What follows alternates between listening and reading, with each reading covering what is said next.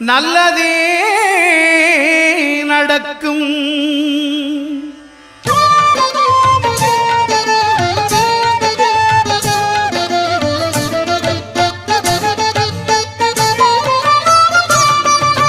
9 கோளும் ஒன்றாய் காண அங்கு கற்பகம் என்னும் கடவுளின் மெய்யில் 9 கோளும் ஒன்றாய் காண அங்கு கற்பகம் என்னும் கடவுளின் மெய்யில் சூரியன் முதலாய் 9 கிரகமும் பலவித குணங்களை கொண்டிருக்கும். எங்கள் கற்பக தருவில் அவை வரும்போது ஒன்றாய் சேர்ந்து பலனளிக்கும்.